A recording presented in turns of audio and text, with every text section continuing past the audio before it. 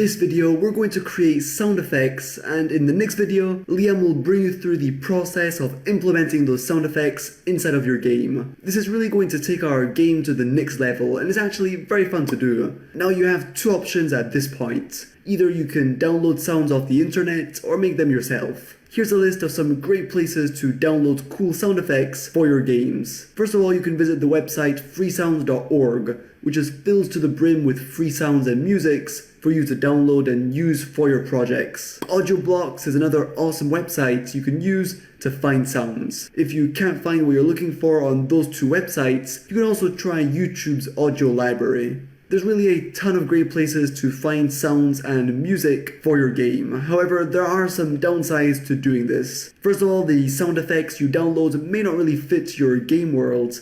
Chances are high they'll feel a bit out of place. Using the sound effects or music in your game might also require you to add a bunch of names and sources in the game's credits to not run the risk of facing some copyright issues. And finally, you'll be missing out on a chance to have fun and get creative. So to make my sound effects, I use a free tool called Audacity, which you can download at this link and my microphone. This is how Audacity looks. To start recording my voice, I'll simply need to hit this red circle button, and to stop the recording, I can hit the black square.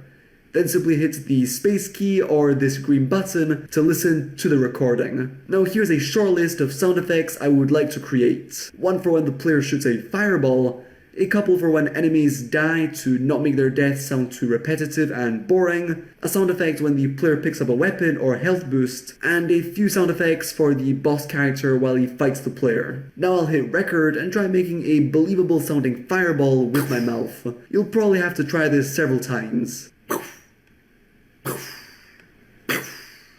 And once you're happy, you can edit that sound. It's a good idea, first of all, to delete this unnecessary part of the sound clip. This way we immediately hear the fireball sound and don't have to wait a few milliseconds. To do so, simply left click with your mouse and drag on the part you wish to delete, and then hit the delete key on your keyboard. So I'll make sure to select my recording by left clicking on it here, and then I'll head over to the effect window. You'll see that I have a bunch of cool tools I can use to edit my sound effects, and I really urge you to play around with all of these and see what works well for you. For example, I usually like adding a bit of echo to my sounds. This value will dictate how far apart you want each echo to be. The higher this value, the further apart the echoes. And decay factor will control how loud each echo is. So the lower this value, the more quiet each echo will sound. You can also easily change the sound's pitch. Increasing this value will make things sound more squeaky, whereas decreasing it will make the sound more deep and low. All these effects can be used in various interesting ways. Now it's up to you to experiment with them and have fun. Of course, using your voice is not necessarily going to be the best way to make sound effects. You can try using stuff you find around your house to create your sound effects. For example, grab a couple coins and make them jingle near the microphone. Or take some paper and make sounds with that. Or tap your desk with your fingers, fist or palm. Use different foods. Fill a small cup with some water and use that. Almost anything can be used to make cool sounds. And then just edit it a bit using a tool like Audacity, and ta-da! You have a game-ready sound effect.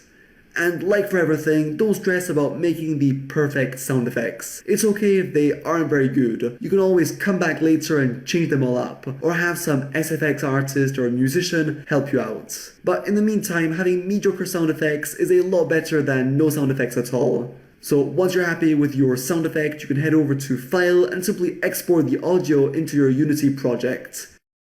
Inside of Unity, I'll create a folder called Audio and drag and drop my audio clip inside of that folder to keep the project nice and clean. And now I'll head back into Audacity and make more sound effects, trying my best to make a believable, interesting sound with my mouth or some object, editing it and exporting it into Unity. And now it's up to you to do the same for your game. Think of the key elements and characters you think would benefit from having a sound effect and create one for it. Or simply try and find a cool sound on internet.